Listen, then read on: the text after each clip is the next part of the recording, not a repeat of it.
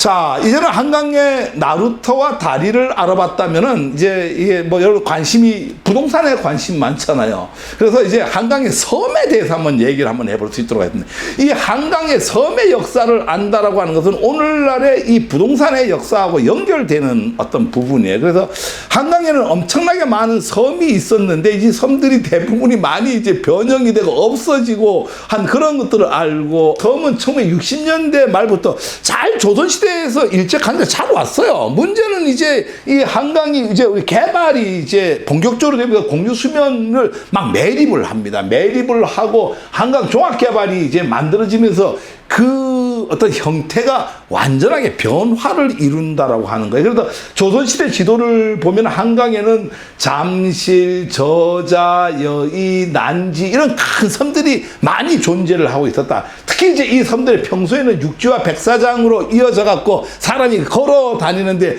뭐 6월에 장마철이 되면은 다시 그 섬이 되고 뭐 이런 섬들이 많았는데 지금 그 섬들이 하나도 없습니다. 다 없어지고 거기다 흙을 채워 갖고 땅으로 메꿔서 만들지 않으면은 그 모래를 퍼 갖고 갖고 와버려서 이제 강이 돼 버렸다라고 하는 거예요. 그래서 이런 것들이 너무나 이제 안타깝다 이렇게 보고요. 그 가장 대표적인 섬이 여러분 관심이 뭐 제일 많이 가는 게 아마 잠실섬과 부리도가 아닌가. 오늘은 이 잠실섬과 부리도에 대해서는 비교적 좀 자세하게 한번 얘기를 좀 해볼 수 있도록 할게요. 잠실은 원래 여러분들이 잠실이 지금 뭐 우리가 강남 3구 이름 어떻게 되죠? 서초, 강남, 송파 이렇게 되잖아요. 송파의 중심이 어디예요? 잠실이잖아, 그죠? 죄송하지만 불과 뭐 한 50년 전까지만 해도 잠실이라고 하는 데는요, 송파는 강북이었어요? 강남이었어요? 죄송하지만 강남이 아니고 강북이었습니다. 송파는. 그래서 잠실은 원래 지금의 광진구예요. 광진구하고 연결됐던 땅이죠. 자양동 이쪽에 붙어 있었던 반도 형태의 땅이 바로 잠실섬입니다. 이때까지만 하더라도 한강은 잠실섬 남쪽으로 굽이쳐 현재 속초노수를 거쳐갖고 잠실 운동장 서쪽으로 흘렀다 이렇게 이제 나오는데, 이게 무슨 얘기나 하니까 뒤에 제가 지도를 봐야 합니다. 잠실과 신천 일대는 옛 이름이 하중도였는데 이 한강의 한 가운데 있기 때문에 하중도라고 했습니다. 그래서 먼저 이제 이 잠실섬과 부리도를 이해를 해야 되는데요. 한강은 본래 송파에 접어들면서 신천강, 세내, 뭐 신천 세내잖아, 그죠? 이 신천강은 어디냐면 광진구 쪽에 있었어요. 그러니까 지도를 잠깐 보면은요, 이게 자양동이잖아요. 이 자양동이 광진구 자양동입니다. 이게 신천강이에요. 지금 우리가 여기를 신천이라고 하잖아, 여기를. 이쪽을 이제 신천이라고 하는데, 뭐 신천역, 세내역으로 바꿨죠? 근데 여기는 이제 송파강이고 이게 신천강이고 이 사이에 이제 이렇게 있었는데, 뭐 결론적으로 얘기하면은 이게 지금 이 지도가 어떻게 됐죠? 이렇게 된 거예요. 그러니까 이 신천강을 중심으로 해갖고 한강을 이렇게 만들고 여기에 송파강을 없애갖고 지금 잠실동, 신천동이 됐고, 여기에 송파강이 흐르던 곳에 두 곳을 남겨둬갖고 석천호수가 된 거예요. 그래서 이 지도를 자세히 보시면은 어떻게, 요게 이제 뭐 여러분들 엄청나게 오래된 사건 같지만 1963년도에 개발 전의 지도입니다. 63년도고 이제 이게 2017년도에 지금 이렇게 지금 돼 있는데, 가장 중요한 것은 이제 여러분들은 신천이라고 하는 데를 지금 현재 잠실동이죠. 거기를 신천시장 있잖아, 그죠? 거기를 강남의 중심지, 그러니까 송파구의 중심지로 보는데 이 신천강이라고 하는 것은 강북에 있던 강이다. 그 다음에 이 잠실도라고 하는, 잠시라고 하는 섬은 강남의 위치한 게 아니라 강북 광진구에 붙어 있었던 섬인데, 이거를 그냥 이렇게 파갖고 한강을 만들어 버리고 이 송파강은 전부 메꿨죠. 메꿔갖고 바로 지금 현재 잠실동 만드는데, 아까 얘기했듯이 송파강을 다 메꾸기가 미안하니까 두 군데를 남겨뒀습니다. 그 두 군데 남겨둔 게 바로 석천호수입니다. 그러니까 석천호수, 지금 여기가 옛날에 이렇게 송파강의 물줄기다 이렇게 보시면 됩니다. 되게 재밌죠? 잠실도가 부리도는 현재 송파에 접어들면서 신천강과 송파강 갈라진 큰 섬이 잠실이 360만 평입니다. 지금 여러분들 여의도가 몇만 평이죠? 여의도가 뒤에 나오는데 87만 평입니다. 여의도가 87만 평인데 여의도의 4배만 한 섬이 잠실섬이었어요. 근데 저는 지금 많이 아까운 게요. 잠실섬을 그대로 두고 송파강과 신천강을 조금 확대를 해갖고 두 물줄기가 바로 같다라고 하면은 신천이 아마 제가 봤을 때 지금 서울의 여의도보다 더 멋진 하나의 가장 큰 중심 도시가 됐고, 그렇게 된다라고 하는 건 광진구가 엄청나게 커지는 그런 역할을 하게 됐는데, 오히려 이 한강의 개발이 이런 어떤 개발 기법을 쓰는 바람에 광진구가 좀 더 클 수 있는 광진구가 더 클 수 없었다. 즉 무슨 얘기냐, 광진구는 옛날부터 양주목입니다. 그 양주의 중심 도시가 어디나니까 광진구였어요. 그래서 광진구에 사시는 분들은 자부심을 가져도 돼요. 그런데 이런 것들이 바로 이 잠실도가 그대로 있었더라고 하면은 이 광진구가 옛날 양주목의 그거를 그대로 이어받아 갖고 엄청 번화된 어떤 그 중심 도시가 됐을 텐데, 이게 이제 한강의 역사가 아까 얘기대로 신천강이 이 송파강이 없어지고 이쪽에다 한강을 이런 지금 그림에서 보듯이 이런 쪽으로 가는 바람에 이 자양동과 광진구 이제 이 광장동 구역 이쪽이 좀 낙후가 되는 어떤 계기가 되지 않았나, 그렇게 생각을 하고요. 잠실 N편에 무동이라고 하는 작은 섬이 있었어요. 이게 제 무동이 되게 중요합니다. 이게 한강의 기적에 이루는 이제 하나의 기초가 되는데, 무동이는 작은 섬이 강물의 그림의 변화에 따라 생겼다 사라졌다. 그냥 모래톱이죠. 하나의 일종의. 불연마을이 있던 부리도는 비가 오지 않을 때는 잠실과 백사장으로 연결돼 갖고 보통 때는 사람이 걸어 다녔다라고 합니다. 근데 나중에는 이제 비가 오게 되면 이제 배를 타야 되고, 그 때문에 당시 부리도는 잠실섬과 같은 생활권에 좋겠고, 그러니까 이 잠실섬이요 360만 평이나 되니까요, 지금 여의도의 4배 정도 되니까 거기가 별도의 하나의 생활권이었다라고 하는 거예요. 되게 중요한 부분이에요. 근데 이걸 우리가 너무 인위적으로 이렇게 만들었다라고 하는 게 좀 안타까운 거다, 이렇게 보시고, 부리도는 잠실섬과 같은 생활권이고, 한국 지명총람의 부리도는 뭐라고 설명이 되어 있나니까 그대로 읽어볼게요. 한강 가에 있어서 큰 물이 지면 사방에 물이 들고 오직 이곳만이 물 위에 떠 있는 것 같으므로 한자로 부리도라 하였다, 이렇게 나오고 있고, 동국 여지 비고 산천조에는 한강물이 넘쳐서 지류가 생겼는데 이 색강을 신천이라 한다. 감으로 걸을 수 있고, 물이 불면 두 줄기의 강물이 되어 저자도 아래에서 한 줄기로 합쳐진다. 예, 종종 23년에 군대를 동원해서 돌을 날라다가 쓸려가는 강둑을 보호하려 했으나 성공하지 못했다, 이런 기록이 있습니다. 그래서 아까 얘기했던 이 그림이 그대로 나와 있던 이런 기록에 그게 아닌가, 이렇게 생각을 합니다. 지도 몇 장만 좀 더 볼까요? 바로 이 청계천과 이게 들러오는 쪽이 이제 이 항해 저자도 쪽이 밑쪽이고, 이 저자도도 지금에 없어졌습니다. 이 저자도에 모든 모래가 파갖고 이 반포 쪽에 아파트 만드는데 다 사용을 해갖고 지금 이 섬은 없어져 버릴 거예요. 물론 난지도도 지금 없어져 버렸죠. 여기도 다 막아갖고 물길을 막아갖고 난지도도 그냥 없어져 버리고, 그러면 남아있는 게 여의도 남아있고 하나 남아있네요. 그래서 이게 이제 아까 얘기했던, 이렇게, 사실 아까 제가 얘기했던 이 강폭을 늘려갖고 했다라고 하면은 아마 여의도보다 훨씬 더 멋진 이게 되지 않았느냐, 이렇게 생각을 하고요. 이게 이제 이 지도는 약간 틀어서 봐야 되는데, 이게 신천강입니다. 신천강이라고 하는 거는 이제 아까 저쪽 광진구 쪽에 붙어 있는 거고, 이 송파강은 지금 현재 잠실 쪽에 붙어 있는 건데, 요게 잠실도고 요게 부리도인데, 요게 색강이 하나가 조금만 흐른다라고 하는 거죠. 이 색강에 에 따라서 모래사니까 그냥 걸어서 건너 다녔다. 그래서 부리도에 사는 사람들은 잠실섬의 생활권역에 같이 있었다, 이래 되고, 현재 여기가 삼성동이다, 이렇게 보시면, 이게 불과요 저 60년 전 얘기입니다. 1960년대 얘기예요. 얼마 전에도 이렇게 우리가 살았다라고 하는 거예요. 이게 대구의 70년대 강남 한번 사진 한번 보시죠. 이게 70년이니까요. 50년 전입니다. 우리가 뭐 어느 정도로 급격한 이 발전을 했는지 아시겠죠? 이래서 이런 어떤 부분들이 이렇게 있다. 잠실의 역사는 이제 강북 쪽에 붙어 있던 잠실은 조선시대 강북에 떨어져서 이제 분리가 됐다.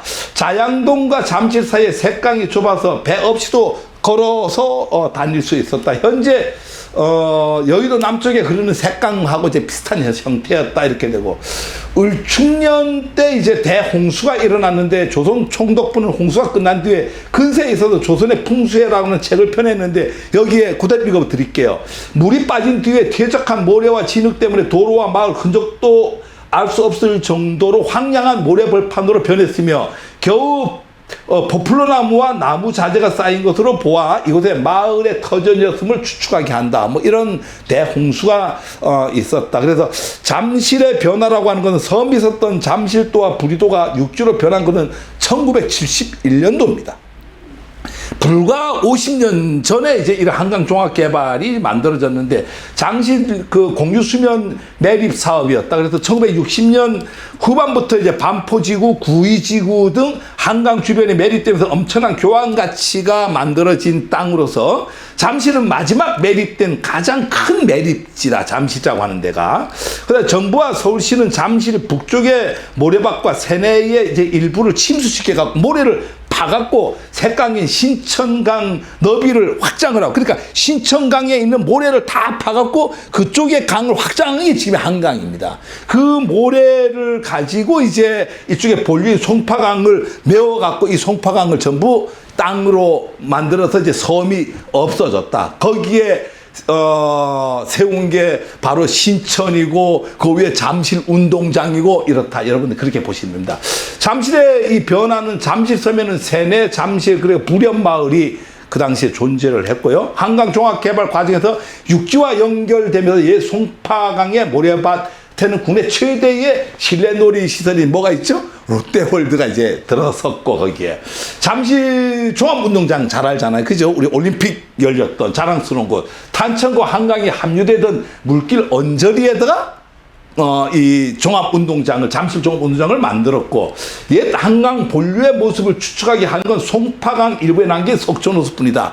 즉 이거는 이제 전두환 전 대통령 시절에 이제 88 올림픽이 이제 개최가 확정이 되고, 이쪽에 있던 어떤 탄천하고 한강이 만나는 그쪽에 이제 다 낙후됐던 데죠. 거기를 집중적으로 메워갖고 집중 개발을 하고, 그때 만들어진 도로가 바로 강북 강변도로입니다. 강남 강변도로입니다. 그래서 그런 것들이 있었다. 한강의 사람들을 한번 좀 우리가 잘 볼 필요가 있어요. 이게 이제 우리가 이제 도시개발사하고 연결이 되는 건데, 잠실 사람들이 한강을 떠나기 시작한 거는 토지 보상을 이제 이 올림픽하고 또 연결이 되는데, 이후에 72년, 73년도에 이제 잠실을 육지화시키기 위해서 종합개발계획이 만들어지면서 보상을 하고 떠나게 됩니다. 보상받은 사람들은 현재 잠실 본동에 있는 새마을시장 아시죠? 잠실 2단지 앞에 있는 그 새마을시장 옆에 이제 집중적으로 이주를 했고, 그 마을이 바로 신천입니다. 그들은 이제 잠실대교 쪽에서 시장아파트 들어서면서 하나 둘 이렇게 떠나갔고, 지금은 본토배기들이 별로 없는 것으로 알고 있습니다. 요게 1925년도에 아까 대홍수가 났다라고 하는데, 이게 잠실 섬입니다. 아무것도 이렇게 없이 다 쓸려 내려갔던 기억이 나고, 여기 이제 그 당시에 1971년도에 잠실을 지구 개발하는데 지구 개발도입니다. 그래서 여기에 이제 신천강이고 송파강인데, 요거를 이제 공유수면 매립지, 여기를 다 매립한다. 뭐 이런 부분이고, 여기 부리도가 있는데 다 없어져 버리고, 여기를 이렇게 잘라갖고 한강이 그대로 이렇게 흐르도록 만들었다. 이게 이제 현재와 같은 섬이 아닌 육지였다 이렇게 보고, 뭐 요거 보시면 자세히 잘 알겠죠. 이게 그 당시에 만들어진 지도입니다. 이게 이제 잠시도가 이렇게 돼 있었죠. 이렇게 돼 있었는데, 이제 요거를 한강을 이렇게 만들어 버리고 여기를 다 이렇게 매립시켰다. 이렇게 보시면 되겠습니다. 한강에 이제 또 하나 이제 안타까운 있는 이 섬이 하나가 있는데 이게 저자도입니다. 여러분 기억에도 없죠. 이름도 처음 들어봤죠. 근데 우리는 이 저자도를 기억을 해야 됩니다. 이게 저자도는 어디에 있는 거냐니까 옥수동 두부개하고 금오동 무수막 사이에 한강했던 저자도입니다. 이게 참 사실은 이 위치 한번 좀 보고 갈까요? 위치를 여러분들이 좀 여기에 저자도입니다. 그러니까 옥수동하고 이쪽에 이제 있던 저자도인데 지금은 이 섬이 없어졌죠. 그래서 너무 이제 안타까운 어떤 노릇인데 여기 이제 당나무가 그 당시에 거기에 많았다고 해갖고 이제 저자도로 불렸는데 금오동과 옥수동의 남쪽 한강에 있던 옥수동 섬이라고 불렸습니다. 근데 이게 전부 모래톱이 없어요. 그래서 물이 없을 때는 걸어서 이제 다녔다 이러던데 섬 남쪽에 어린아이처럼 생긴 바위가 있어서 무동도라고도 일명 불렀는데 1970년 초에 이 섬의 흙을 파갖고 그 섬이 멀쩡히 있는데 이 섬의 흙을 파갖고 압구정동 아파트 모래죠. 그러니까 모래섬이니까 압구정동 아파트 개발하는 데 사용을 했습니다. 그래서 우리가 한강의 기적 이렇게 얘기하는데 한강의 기적이 얼마나 기적이라면은 이렇게만 놀라는 게 아니라 이런 섬이 없어진 역사, 생태계가 파괴되는 역사 때문에도 우리가 놀랄 수밖에 없었다. 근래 와서는 이렇게 생각합니다. 이 저자도가 왜 중요하냐면요. 이 저자도는 우리가 복원을 할 필요도 있어요. 이 저자도는 기우단이 있었다라고 합니다. 거기에. 이게 무슨 얘기냐니까 이제 우리는 옛날에 이제 비가 안 오면은 농경 사이기 때문에 큰일 나잖아요. 그래서 날이 크게 가물면은 나라의 정이품, 종이품관들이 와서 여기 저자도에서 제사를 지냈어요. 근데 이런 것들이 지금 없어졌다라고 하니까 너무나 안타깝다라고 하는 거예요. 맑은 한강이 둘러있고 흰모래와 무성한 갈대숲이 있고 수목이 울창하여 경치가 절경을 이루다 보니까 여기서 늘 기우단이 있어갖고 제사를 하늘에다 지냈다. 천재를 지냈다. 저자도에 관해서 신증, 동국, 여지, 승남, 산천조에는 뭐라고 나오냐면요. 그대로 읽어볼게요. 저자도는 삼전도 서쪽에 있는데 고려 때에는 한종류가 별장을 이곳에 두었다. 경치가 아름다웠다는 얘기죠. 이게 얼마나 아름다웠으면은 여기다가 별장을 지었겠어요. 아조 세종이 정의 공주에게 하사하였는데 세종이 정의 공주에 하사를 이 섬 자체를요. 공주의 아들 안빈세가 전하여 여기에 차지하고 있었다. 이런 내용이고 저자도의 풍경을 한종류는 다음과 같이 노래를 지었어요. 뭐라고 노래를 지었냐면 심리 평평한 호수에 가랑 지나가는데 긴 필이 한 목소리 갈대꽃 사이로다.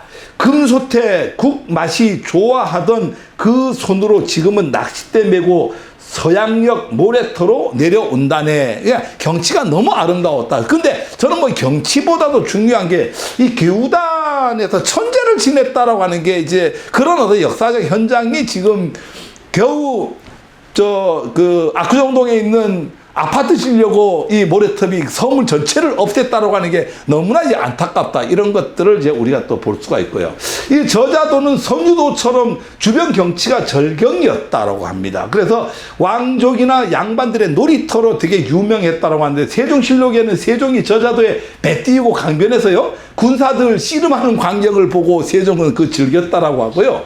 조선 후기에 철종이 부마인 박용효에게 이 섬과 압구정 이걸 하사를 그 당시에 했어요. 그래 박용효가 갑신정변에 가담한 죄로 한때 몰수되기도 했지만 수몰되기 전까지 박용효가 그 섬의 마지막 소유주였는데 이거를 그 섬을 몽땅 파갖고 압구정동에 있는 아파트 짓는데 모래로 다 사용하는 바람에 이런 아름다운 섬이 없어졌다. 너무나 안타까운 일이다. 조선 후기의 문신 강석기는 저자도의 물길을 따라 한강에 내려가다라는 시를 지었는데요. 뭐 요 시는 생략을 하겠습니다. 어쨌거나 이렇게 아름다웠다라고 하는 것을 강조하고 싶습니다. 다음에 이제 이 섬은 노들섬 한번 얘기해 보겠습니다. 노들섬은 뭐 현재도 있으니까 여러분들 잘 아실 거예요. 원래 이제 한강변 모래 언덕 가운데 하나였던 노들섬이 섬이 된 것은 일제가 우리나라 침탈한 뒤에요. 일제는 1917년 한강 북단의 이촌동과 남단의 노량진을 연결하는, 그 이촌동하고 노량진을 연결을 하는 철제 인도교를 놓으면서 한강의 다리가 만들어집니다. 이 모래 언덕 위에다가 지나가게 되는데, 거기다가 이제 모래가 문제가 있으니까 흙을 갖다 메고 왔다라고 하는 거예요. 콘크리트 벽을 치고 이렇게 해갖고 이제 흙을 또 다리 높이를 쌓아 올리고, 이것이 중지도라고 불렀어요. 지금 우리가 노들섬이라고 부르는데 여기를 중지도라고 불렀다. 을충년 대홍수로 유실된 뚝을 1934년에 이제 복구를 할 때 타원형의 이제 인공섬으로 남북 길이가 165m였고 58년도만 해도 1만 평 정도 크기였는데, 그게 휩쓸려 가고 다시 이제 이 콘크리트 뚝을 만든 게 지금 현재 크기다. 주변에는 약 100만 평 정도의 한강 백사장이 형성이 됐다. 뭐 이렇게도 기록에 나오고 있습니다. 노들섬의 뭐 역사는 이제 사촌이라고 해요. 모래가 워낙 많았다고 했고 모래사자고 사촌이라고 불렀고요.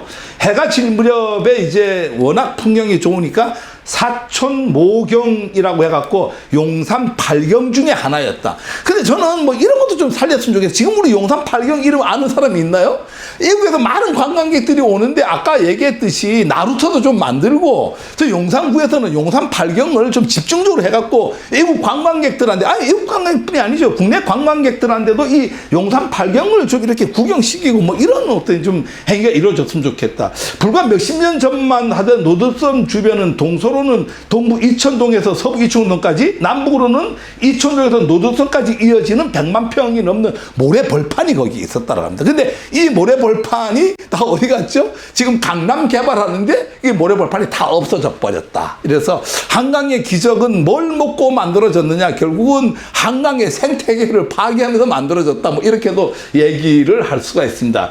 이천동에서 노르스가 이어지는 강이 드넓은 모래밭이었다. 이래서 이제 사촌이라고 이렇게 얘기했다. 그래서 자풀과 갈대숲이 우거진 가운데 모래 언덕, 물운덩이 사이로 그런 노들섬 구경하는, 그게 아까 얘기했던 용산 8경 중에 하나였다. 너무 아름다웠다. 근데 지금도요, 그쪽에서 이렇게 서해안에 해지는 거를 보면 아름다워요. 여러분들 한번 기회 되면 그쪽에 한번 그 해질 무렵에 한번 서쪽을 한번 바라보십시오. 한번. 정조가 이제 화성에 이제 그 행궁의 사도제자의 이제 현능원이죠. 참배 계속 이제 워낙 효자잖아요. 행차할 때마다 이제 이 노들나루, 이 노들섬에 노들나루가 있었는데 거기에 이제 배다리를 이제 가설했다. 아까 이제 그 배다리 얘기했죠. 근데 배다리 가설하는 데 따르는 부작용도 그 당시에 좀 많았다. 왜? 배다리 하면 놀라면은 배가 800척이 와야 됩니다. 왜? 배를 쫙 연결을 해갖고 위에 판때기를 깔고 지나가거든요. 그래서 뭐 여기는 뭐 생략을 할게요. 하여튼 뭐 이런 어떤 그 800척의 배를 전부 조달해갖고 올라가다 보니까 뭐 고기 잡아 먹는 사람들이 배를 다 뺏겨버리니까 참 환장할 지경이죠. 그 뭐 옛날에 뭐 왕조시대는 그럴 수밖에 없었다. 이렇게 보고요. 교량과 노들섬은 1930년 무렵에 노들섬까지 전차 궤도가 놓이면서 한강 인도교역이 건설이 그 당시에 됐고요. 40년 이전만, 1940년 이전만 해도 강북에서 한강대교 중간에 있는 노들섬까지를 다리를 통하지 않고 도보로 이동했다. 즉, 이 노들섬하고 지금 강북하고 사이에는 전부 모래밭이었어요. 그래서 장마철이 아니면 거기는 그냥 걸어서 다녔다. 이렇게 보시면 되고요. 일제강점기에는 창경원, 남산공원과 더불어 유원지로 많이 이용됐다. 그러니까 우리가 일제강점기에 3대 유원지가 있는데 창경군, 남산공원, 바로 여기에 노들섬이다라고 하는, 유동인구가 되게 많았다라고 하는 거고요. 철제다리를 밟고 노들섬까지 들어왔고요.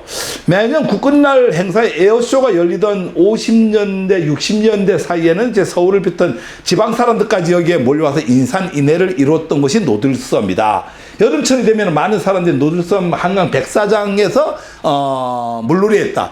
즉, 우리가 지금은 해수욕을 많이 하죠. 옛날에는 해수욕을 했어요? 못했어요? 해수욕을 하기가 옛날에 강수욕을 했습니다. 이 강수욕을 하던 제일 유명한 곳이 바로 이 노들섬과 뚝섬입니다. 이 두 군데가 해수욕은, 지금은 이제 교통이 편하니까 동해안, 서해안에 가서 해수욕을 하지만은 이때는 해수욕을 못하고 강수욕이다. 그러니까 우리나라의 최고의 강수욕장이 어디예요? 바로 노들섬입니다. 그러니까 이 강북에 모래하고 이 노들섬 사이가 전부 모래사장이다 보니까 거기가 강수욕장이었다. 이렇게 보시면 되고요. 노들섬의 유원지가 그렇게 아까 그 창경원하고 남산공원하고 노들섬하고 3대 유원지인데 이게 이제 이 유원지 기능이 상실하게 된 게 이제 68년도에 한강 종합개발이 되면서 이제 이 유원지 기능은 상실하게 됐다. 이렇게 보시면 됩니다. 이 노들섬은 이제 1973년도에 이제 본격적으로 이제 매립공사가 시작이 됐죠. 1만 평이 채 되지 않는 노들섬 4만 5천 평으로 확장을 지금 이제 확장을 하고 한 기업이 땅을 국가로부터 소유권을 전면 이전을 받습니다. 이게 개인 겁니다. 지금에 주변 모래톱은 매립에 사용돼 사고로 좀 그 자리에 이제 강물이 유입해가고 지금 양쪽으로 이 큰 강이 이렇게 흐르게 되고 섬 둘레에는 이제 세멘트 둔치로 이렇게 노들섬 가보면은 노들섬 주변은 전부 콘크리트 벽으로 이렇게 둘러싸여 있습니다. 사유지가 돼버린 노들섬에 사람들이 이제 발길이 이제 끊어지고 말았죠. 현재 노들섬 과거보다 동서로 5배 가량 크기가 증가를 했다. 지금 상당히 커졌어요. 4만 5천 평으로요. 그래서 이런 것들이 이제 유원지의 기능이 있다가 지금 없어졌는데 여러분 동작적으로 한번 건너가갖고 중간에 차 세우고 한번 내려가서 이렇게 거기서 이렇게 한번 경치 보는 것도 중요합니다. 여기에 바로 이제 이 노들섬이죠. 그래서 이쪽에서 이렇게 건너가게 되면은 뭐 이런 재미있는 광경들을 보게 되는데 여기서 바라보는 서해안의 일몰의 어떤 광경이 용산 팔경에 하나에 들어갈 정도로 최고의 가치를 짓는다. 다음에는 뭐 여러분들 좀 알고 있는 밤섬 얘기 한번 해볼게요. 이게 마포구와 여의도 그 사이에 밤섬이 있죠. 밤처럼 생겼다고 해갖고 이제 밤섬인데 강 가운데 섬이 위치해 있습니다. 이게 서울 명소 고적에는 뭐라고 밤섬을 표시하고 있냐면은 맑은 모래가 연달아 펼쳐져 한강과 묘하게 서로 어우러져 풍치가 빼어났다. 이렇게 이제 실려져 있고 신증 동국 여지 승남 산천조에는 율도는 이 밤섬입니다. 율도는 마포 남쪽에 있는 약을 심고 뽕나무를 심는다. 뽕나무를 잠실만 뽕나무가 많은 게 아니라 이 밤섬에도 뽕나무가 많았다. 이렇게 하고요. 한글학계의 지명 총람에는 율도동은 서강변에 딸린 행정명으로 서강 앞 한강 가운데 있는 밤처럼 생긴 섬이며 고려 때 귀양을 가던 곳으로 조선 순조 때까지 뽕나무를 많이 심던 곳이다. 그러니까 뽕나무가 상당히 좀 많았다라고 하는 게 특징으로 돼 있고요. 그다음에 뭐 동구 여지비고 한성부에도 이렇게 밤섬에 관련된 부분들이 많이 나와 있고 뭐 특히 이제 뽕나무 밭이었다라고 하는 게 말이니까 약초를 많이 심었다 이런 얘기들이 이제 특히 많이 나온다라고 하는 거죠. 그 다음에 이 밤섬에 얽힌 얘기 중에 하나가 이제 좀 재미있는 게 밤섬이 상당히 갇힌 곳이었다 그래. 그래서 이 당사자들끼리 옛날에 우리는 뭐 이렇게 근친을 되게 엄격하게 근친상간을 이렇게 그랬는데 밤섬에서는 뭐 당사자들끼리 마음만 먹으면 사촌이고 뭐고 간에 같이 사촌 5천 간에도 근친이라 하더라도 이제 같이 결혼도 하고 같이 살았다. 왜? 외부하고 단절돼 있다 보니까 이런 문화가 있었다. 이런 게 기록이 나옵니다. 호랍이나 과부가 생기면은 따로 이제 혼초를 찾지 않고 그 섬 내에서 사촌, 오촌끼리 그냥 같이 살았다. 이렇게 얘기가 나오고요. 밤섬도 마포 팔경 중에 하나입니다. 그 중에서 이제 율도 명사는 밤섬 이쪽에 넓게 펼쳐진 흰 모래밭, 아름다운 경치. 자, 여기까지만 이렇게 본다라고 하면은요. 우리가 아까 노들섬도 그렇고 저자조도 그렇고 밤섬도 그렇고 특징이 뭐예요? 모래가 많았다라고 하는 거예요. 근데 우리가 이 모래가 지금도 많았다라고 하면은 해수욕보다도 강수욕이 훨씬 더 재밌고 좋거든요. 엄청나게 관광 명소가 됐을 텐데 우리는 한강의 기적이라고 하는 개발 사업이라고 하는 걸 통해서 엄청난 부를 얻었을지는 몰라도 우리의 미래에 물려줘야 될 어떤 이 생태의 기능은 완전히 이게 다 없어졌다. 이 모래가 다 없어졌다고 하는 건 너무나 안타까운 일이다. 이렇게 얘기를 할 수 있습니다. 그게 바로 이게 밤섬입니다. 그래서 너무나 안타깝죠. 이 주변이 뭐였다는 게 다 모래톱이었다라고 하는 거예요. 그런데 이제 우리는 댐을 막고 뭐 이런 어떤 과정 속에서 이 모래톱은 지금 다 없어지고 말았다. 너무나 안타깝다. 이렇게 말씀드리고요. 우리 섬 중에 이제 마지막 섬인데 여의도에 대해서 좀 알아볼 수 있도록 하겠습니다. 이 여의도는 뭐 우리 지금 개발 역사에 상당히 중요한 위치를 차지하죠. 여의도는 고려시대 때는 죄인들을 쫓아보는 귀양지였어요. 그러니까 뭐 멀리 안 보내도 되는 뭐 이 귀양지로서 여의도를 선택을 했다. 배로 건너야 되기 때문에 그냥 모래섬이었다라고. 작은 색강을 사이에 두고 영등포와 떨어져 있는 한강 가운데 섬이었다. 지금도 섬입니다. 이 밑에 이제 영등포 쪽하고는 색강이 이렇게 흐르고 있는데 물길이 이제 많이 없다 보니까 이제 그 홍수가 날 때만 그쪽으로 이렇게 물길이 흐르고 있죠. 한국 지명 총람의 여의도는 뭐라고 나와 있나까? 옛날에 연이면 여의도라 하였고 당시 고양군 용강면 여울리라고 부르다가 지금은 여의도, 예전에는 연병장, 지금은 비행장으로 쓰이는 한강의 삼각주로 된 섬이다. 이렇게 나와 있습니다. 여의도 내에는 이제 양말산이라고 있어요. 이게 지금 국회의사당 그 자리입니다. 약간 낮은 산이 있었는데 양말산이라고 하는데 지리학적으로 용의 머리에 해당됩니다. 그래서 지금 국회는 뭐 풍수학적으로는 이제 이 용의 머리에 국회가 있습니다. 그래서 용이 이 고개를 이렇게 흔들 때마다 아마 여야가 그렇게 열심히 싸우는 게 아닌가. 그래서 국회를 이전해야 된다라고 하는 이유 10개 중에서 상당히 많은 부분이 하나가 이제 이 양발산이 이제 이 풍수학적으로 이제 용의 머리에 해당되기 때문에 거기에 이제 그걸 깎아내고 하다 보니까 이제 말도 많고 탈도 많고 싸움 박질만 하고 있다. 이렇게 얘기를 많이 합니다. 그래서 지금 국회의사당이 이제 그 자리에 위치를 하고 있고 68년도에 본격적으로 이제 여의도 개발이 이루어지죠. 이 여의도는 65만 평, 그러니까 지금 87만 평인데 그 당시엔 65만 평이었어요. 그래서 비행장과 30만 평의 100만 평의 가량 모래톱이 있었는데 이게 지금 이제 전체가 200만 평이었다. 좀 말 잘못했습니다. 200만 평인데 지금 87만 평으로 이제 줄어들었죠. 그래서 이걸 이제 깎아내 갖고 이제 이 한강의 정비 사업을 하면서 이제 200만 평이 이제 87만 평이 됐고요. 밤섬과 서강 사이에는 너비 200-300m, 현재 한강 너비 1,000m인데요. 1km입니다. 여기에 한강이 흘렀고 비행장, 뭐 양말산, 영등포 사이에 너비 50m 정도의 이제 색강이죠. 이런 것들이 흘렀다 이렇게 나오게 되고요.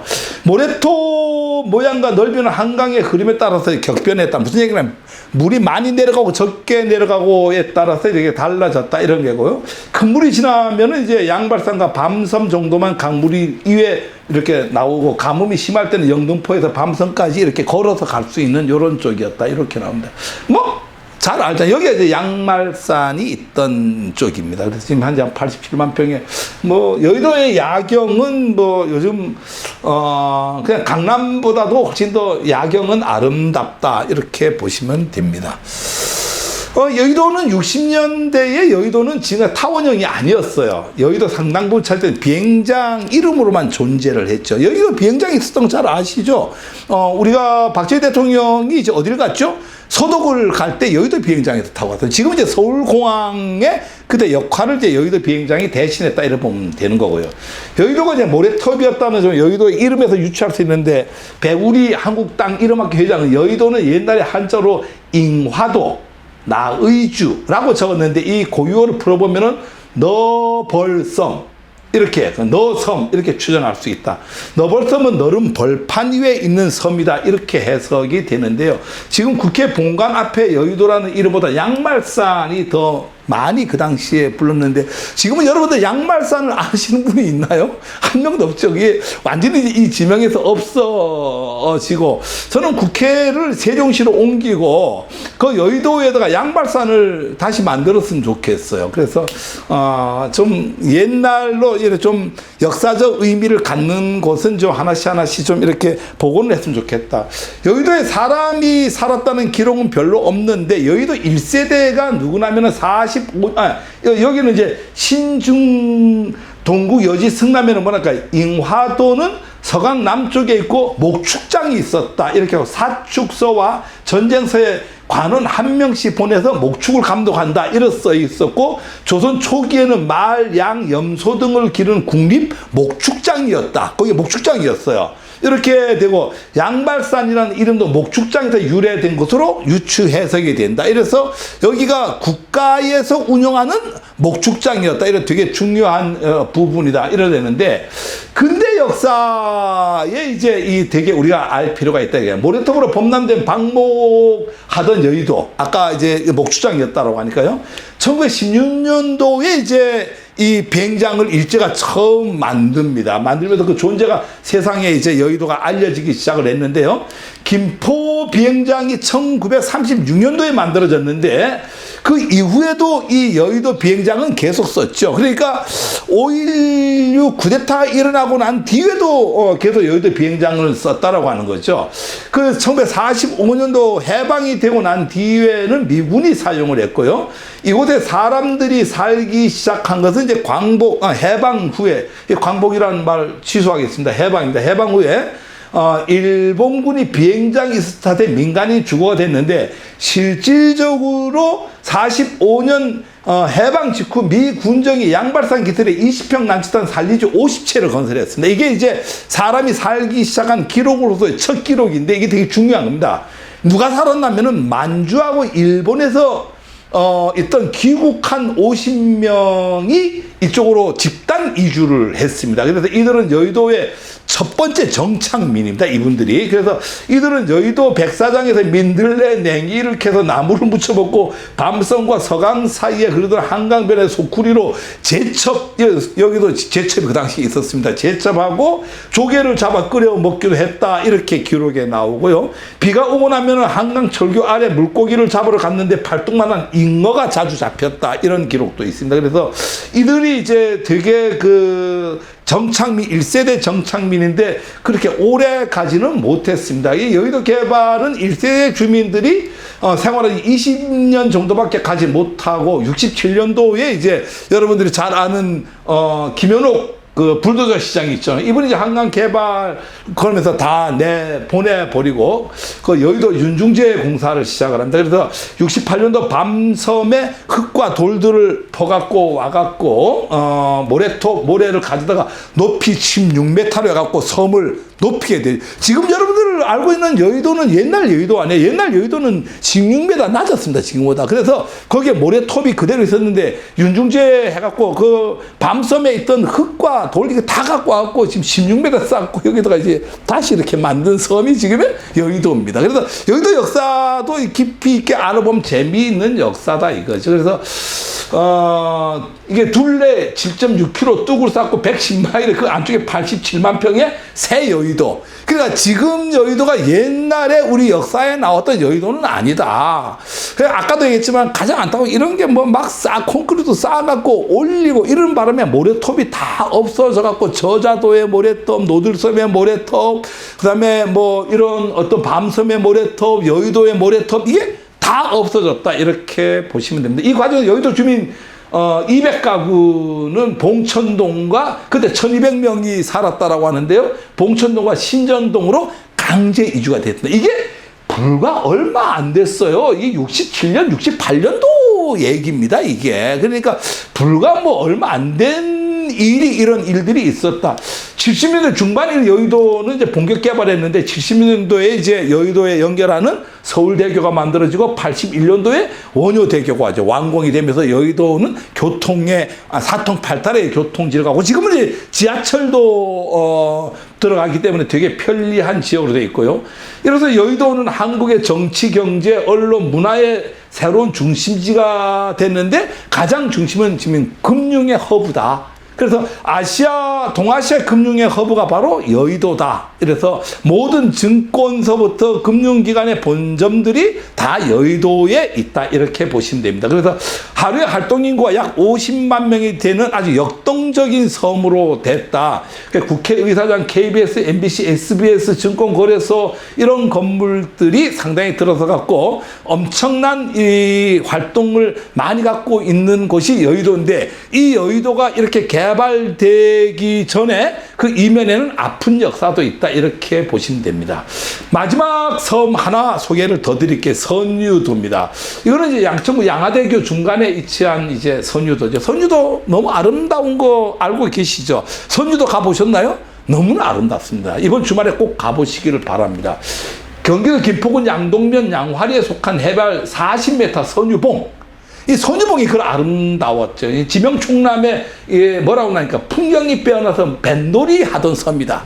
뭐 뱃놀이 하던 섬이라고 하는 게 얼마나 아름다웠겠어요. 현재는 제2한강교 개설 일부가 허물어졌죠. 한강의 경치 좋은 곳에 서 있는 선유봉은 산의 형국이 고향이 같다고 해갖고 괭이산이라고도 이렇게 부르기도 했습니다. 70년 전만 해도 선유봉의 동서남쪽으로 10만 평이나 되는 넓은 모래밭. 공통적으로 하여튼 다 이게 50년 전만 해도 다 모래밭이 있었다라고 하는 게 특징이었고, 그때는 아까도 얘기했지만 해수욕하러 안 갔습니다. 그때는 다 강수욕을 갔어요. 강에서 수영을 다 하고 이렇게 여름 피서를 했다라고 하는 거예요. 그래서 모래톱 있던데 양화리 양평리까지는 걸어서 이렇게 다닐 정도로 이런 모래톱이 발달했다. 서쪽으로는 작은 양화나루가 있어서 한강 건너편에 양화나루로 배를 타고 이렇게 유입을 했다, 이런 게 있고요. 한 30가구가 여기에 살았다고 합니다. 근데 이 선유봉 사람들은 매년 10월 달이면 선유봉 중턱에 자리한 느티나무가 하나 있는데 거기서 이제 홍수가 나지 않게 제사를 지냈다라는 기록이 있고요. 선유도 사람들 을충년 대홍수를 겪으면서 전부 이주를 이렇게 하게 되고, 일제는 한강의 범람을 막기 위해서 한강 개수 계획을 만들면서 이주를 위해서 선유봉을 떠난 것은 1963년도에 다 떠나갔고, 지금은 이제 사람이 살지는 않습니다. 이게 너무나 아름다운 선유도 공원입니다. 가보면 진짜 아름다워요. 여기서 아까도 얘기했지만 이 서쪽에 해 지는 모습을 보면은 기가 막히게 아름답다, 이렇게 볼 수 있고, 이게 뭐 선유봉은 상당히 많이 없어졌는데, 어쨌거나 이 선유도는 지금 가도 아름답습니다. 그래서 이런 어떤 아름다운 섬들이 한강에 많이 있는데, 우리는 이런 섬들이 한강에 있다라고 하는 것 자체를 잘 인식을 못하고 이게 살아가고 있다라고 하는 게 가장 문제입니다. 그래서 뭐 이런 것들이 있는데, 요게 이제 이 선유도가 이제 이렇게 망가지기 시작한 것은 이제 채석장으로 사용했는데, 이 채석장으로 두 개 나라가 이 채석장을 만들고, 일제가 이제 채석장으로 사용하고, 그 이후에는 미군들이 또 채석장으로 사용을 하고, 이게 전부 여의도를 만들면서 여기에 있는 흙과 돌들을 전부 갖고 왔고, 이 섬을 16m 높이는 작업을 했다, 이렇게 보고요. 일제는 비어있는 선유봉을 채석장으로 사용해서 한강변에 홍수 방지 뚝을 만들고, 여의도 비행장으로 이어지는 도로를 놓기 위해서 1945년까지 선유봉의 절반을 해체를 했다. 그러니까 진짜 아름다운 섬들이 다 없어졌다. 그렇게 하고 40년 광복이 되자 이번에 미군들이 인천으로 가는 길을 만들기 위해서 또 여기를 채석장으로 해갖고 선유봉 마지막을 다 없애버렸다, 이렇게 들어가고요. 62년도에 군인 출신 윤태일 서울시장이 이제 길이 1108m, 너비 13.4m 4차선인 한강대교, 현재 양화대교죠, 건설을 착공을 해갖고 68년도에 한강 개발을 다시 했는데, 이 선유봉을 선유섬으로 이렇게 만들었죠. 그래서 선유봉 주변에 7m 높이의 세멘트 옹벽을 이렇게 쳐갖고 한강 제방도로를 건설한 다음에 선유봉 앞에 모래를 다 퍼없앴다. 이게 항상 이 섬이라고 하는 것은요, 강하고 자연스럽게 연결이 되어 있는데, 지금의 한강의 섬들은 다 이렇게 세멘트 콘크리트를 쳐갖고 이 위에다가 이렇게 섬을 만드는 이런 안타까운, 그러니까 전혀 이 토목과 생태라고 하는 이 개념을 인식하고 인지하지 못하고 이런 행위들을 함부로 막 저질렀다, 이러는데, 선유도의 근대 역사를 보면은 70년대 도시와 공업화에 따라 선유봉은 또다시 한번 변화를 일으키게 되는데, 영등포구의 공단이 밀집되면서 급격히 이제 늘어난 서울시 서남부 주민들에게 식수를 공급하기 위해서 78년도에 서울시가 선유도에서 뭘 만들죠? 정수장을 개발합니다. 지금 가면 정수장이 있어요. 그래서 이로 인해서 제2 한강교 건설을 겨우 남아있던 선유봉의 흔적조차 없이 사라져버리고, 지금 이제 물 공원은 아주 일부 남아있는데, 이것도 이제 뭐 정수장 중요하죠. 뭐 없어서는 안 될 중요한 시설이지만은, 이런 것들도 참 너무 안타깝다. 여러분들이 이 개발의 역사를 통해서 개발이 좋은 것만 아니다라고 하는 것도 이런 걸 통해서 여러분들 인식을 좀 했으면 좋겠다 이렇게 하고요. 선유도는 3만 평의 모래밭으로 남았다가 현재는 양화대교 선유교 묵과 연결 섬이 아닌 섬이 됐다. 여기는 정수장 시설을 재활용한 생태공원이 지금 현재는 조성돼 갖고 그나마 사람들이 왔다 갔다 하고 있다. 마지막으로 이 선유도 역사를 보면은 영조 때 대제학을 지는 서명응은 서강과 양화진의 아름다움을 서호 십경이라고 이렇게 했어요. 그냥 이 정도로 아름다웠다. 이게 아름다운 거 다 없어졌어요. 그중 가장 아름다운 풍광을 선유봉 아래 물에 비친 달이다. 선봉 범월 이렇게 표현. 그 정도로 아름다웠는데 지금은 뭐 선유봉 자체가 없어지고 흔적도 없어졌다. 세종에게 왕위를 물려주고 명산대천을 찾으다는 양녕대군이 있잖아요. 그 제 형이죠. 말년에 이제 이곳에 영복정이라는 정자를 짓고 한가롭게 여기서 즐겼다. 그러니까 양녕대군이 정자를 짓고 살았을 정도 같으면 얼마나 섬이 아름다웠으면 그렇겠어요. 뭐 겸재 정선 너무나 잘 알잖아요. 선유봉 부근에서 그림을 그냥 그린 게 아니라 워낙 많이 그렸어요. 그래서 선유봉에 뭐 말탄 선비 일행을 줄지어 모래밭을 건너가는 모습을 그렸고 뭐 하여튼 이게 양화, 환도, 소악, 후월, 금성, 평사 등 워낙 아름다웠기 때문에 이렇게 많은 그림을 그렸다. 자, 오늘은 여러분들하고 이 한강의 발원지로부터 시작을 해갖고 한강의 어떤 역사적 배경 그리고 한강의 생태 그리고 가장 중요했던 어떤 나루의 역사, 한강의 다리, 한강의 섬 이렇게 알아봤습니다. 다음 시간에는 여러분들하고 한강에 관련된 또 이 정자들이 또 많이 있습니다. 여러분 많이 알고 있는 압구정이라든가 이런 정자들이 한 뭐 20여 개 정도가 존재했는데 그런 한강의 정자하고 특히 또 우리 한강 하면은 뭐 나루에서 얘기하는 양화진이 있죠. 우리 근대에 이렇게 역사가 받아들여지는 천주교의 단합의 역사라든가 이런 것들인데 그런 걸 다음 시간에 알아보고 오늘은 여기까지 할 수 있도록 하겠습니다. 시청해 주셔서 감사합니다.